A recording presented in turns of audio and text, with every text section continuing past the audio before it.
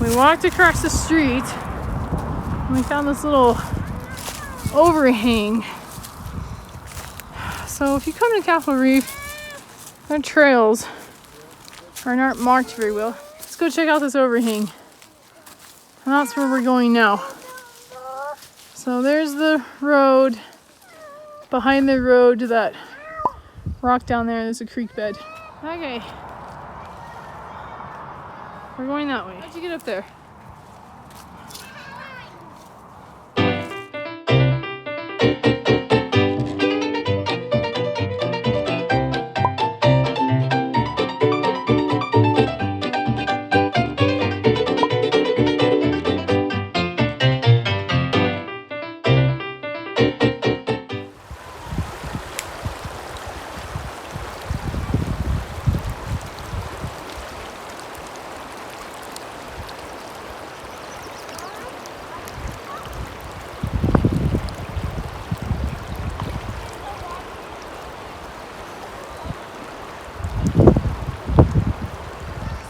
We're actually making our way back to the car right now. This was not a trail. I don't even know where we are right now, but it was still fun. We crossed the river a couple times and it's kind of cloudy right now. It might rain, but we're gonna head over to the petroglyph panel and then the Fruta district, which has the homestead and I think the homemade pies are over there too, and then hit another trail. A real trail this time. So grab your boots, let's go this way and see what happens.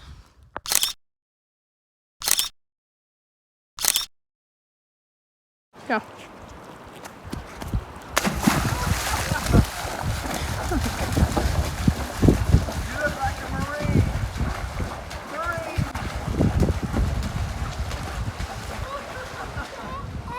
He's not bothering you.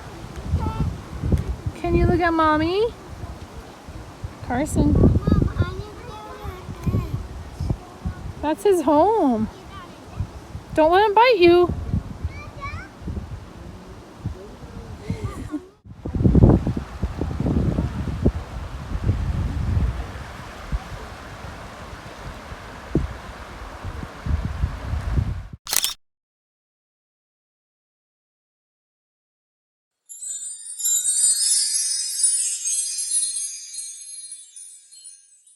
When white settlers arrived in the 1880s.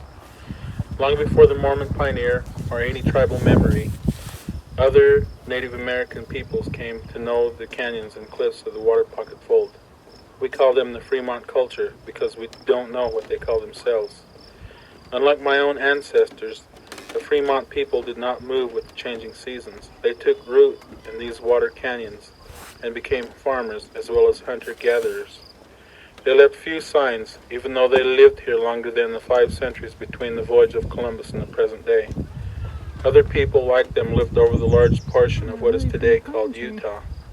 For the most part, the story of the Fremont people can be told only in questions, not answers. How closely these people related to the better-known Pueblo building Anasazi, no one knows. There are striking differences as well as similarities. Many archaeologists think that the Fremont people may be descended directly from ancient nomads called the Desert Archaic. We know a little about the Fremont people's daily lives from collections of precious artifacts, and something about their hearts and minds from their petroglyphs. We know less, almost nothing, about where they came from or why they left suddenly in the 13th century.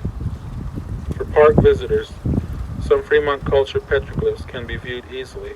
Caution must always rule in the interpretation of petroglyphs. With few exceptions, we cannot really be sure what the ancient maker of the petroglyphs had in mind. Among serious students, there are some who consider almost all petroglyphs a form of writing, while others consider most of them to be art, not writing. The large trapezoid-shaped human figures excite interest. Many have headgear and horns. Figures are commonly seen with necklaces, earrings, and sashes. Animals, especially bighorn sheep, appear in many petroglyphs, and indications are that they were once often hunted and perhaps revered. Following the disappearance of the Fremont people in the 13th century, no one resided in the Water Pocket Fold country for 500 years. During this time, however, Ute and Southern Paiute hunters and gatherers roamed the region. They lived in close harmony with the natural environment and left little evidence of their presence. Here, in the Fremont River Valley, archaeologists first identified the Fremont culture.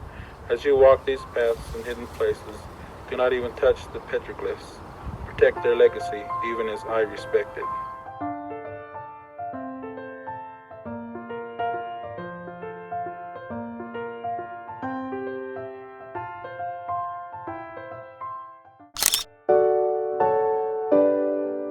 Round 2 hike. Let's see what this one is.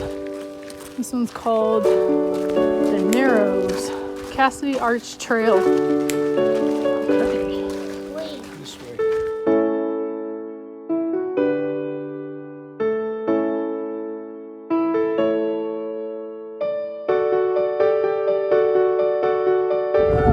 It's like the Flintstone. Yo, come here. I know, that's what I said. It's cool.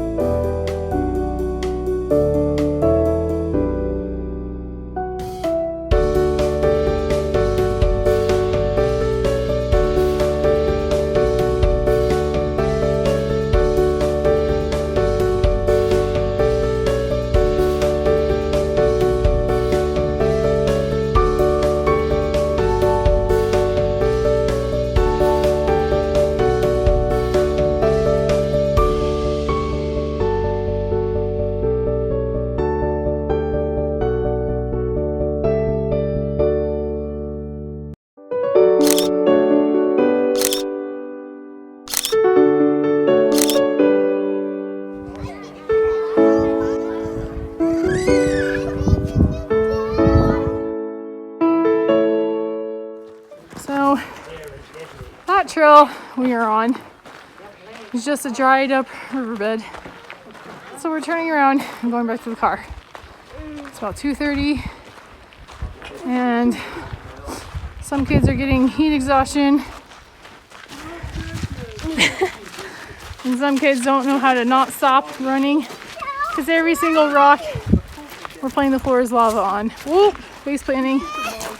You're fine, Carson, stand up. Okay, so we're gonna head back and go to the Pioneer Registry on the scenic trail and see what happens next. But it's a beautiful day.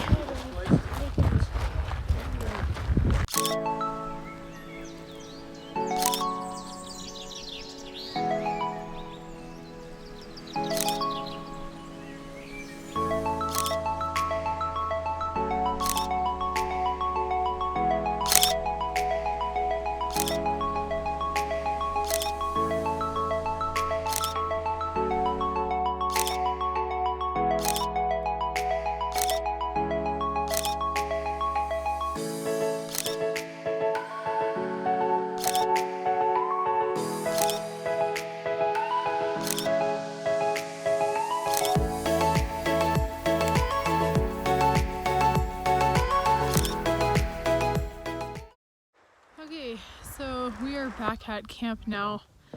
We just got back a couple hours ago. The sun's setting. It's almost 9 o'clock. We just went and did a couple hikes today at Capitol Reef. And now we are playing football and kind of hanging out before bedtime. We are headed out in the morning, so it's been a good weekend. They just kind of got their energy out. The site that we're at right now, it is a hip camp location. It's just like, I don't know, 15 or 12 minutes outside of Torrey, Utah. So it's pretty nice. Not the pictures, when you look at these places like online, the pictures are way different than when you actually get here. However, it is a nice open space. Behind me you can see the grass. Maybe you can see the grass. It's cut where our camper is sitting. Where I'm standing right now, it's pretty long. That's probably bad because it's nighttime. But it's still a nice little area. It was super, super windy last night. We're supposed to get some rain tonight, and then we're gonna head out like I said. So this is our location. Not really much to see. We kind of packed everything away because it is supposed to rain tonight and it's supposed to get 20 degrees colder. So, and we're not allowed to have fires, and that's kind of a bummer. However, there is a little cow pasture right here, and the little cows keep coming to the fence and my kids keep mooing at them because that's what they do. Anyway, so you guys, I hope you enjoyed this video. Again, this is Trailhead Adventures. Please like, share, and subscribe. My kids really like to see how many people we can get. It's just for fun. But anyway, like I said before, we are going to California in like 2 weeks, and we'll be there for 2 weeks. So that will be a really fun time as well if you guys want to follow us along for that one. And grab your boots, and we'll see you guys on the trails. Have an awesome day.